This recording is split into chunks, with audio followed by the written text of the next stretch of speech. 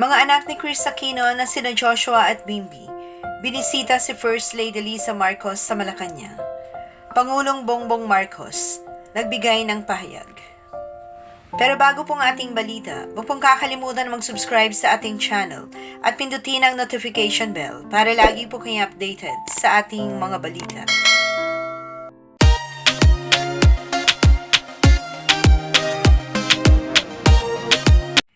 Dito lamang nakaraang araw ay binahagi ni First Lady Lisa Marcos ang isang larawan kung saan binisita siya ng dalawang anak ni Chris Aquino na sina Joshua at Bimby sa tanggapan nito sa loob ng compound ng Malacanang Palace.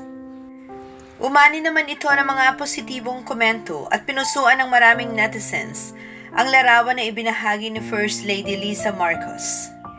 Sa kanyang social media account, makikita ang larawan at all smile naman si First Lady sa gitna ng mga anak ni Chris Aquino. Pinasalamatan din nito sina Joshua at Bimby sa pagdalaw nito sa kanya. Saad nito sa kanyang post, "Thank you Bimby and Josh for dropping by. It was so nice to see you guys after all these years." Maraming netizens naman ang nagulat sa larawang ito na ipinost ni First Lady dahil nga madalas ilarawan bilang magkaaway ang pamilya Aquino at Marcos dahil sa kasaysayan ng politika sa Pilipinas. Sa panayam naman kay Pangulong Bongbong Marcos, sinabi nito na ang kanyang pamilya at mga Aquino ay laging okay sa kabila ng pagiging magkasalungat sa politika. Nagbigay din ito ng pahayag sa dahilan ng pagbisita ni na Joshua at Bimby sa unang ginang. Ayon sa Pangulo, binisita ng dalawa ang First Lady para pasalamatan ito sa pagtulong sa kanilang mga travel arrangement kamakailan.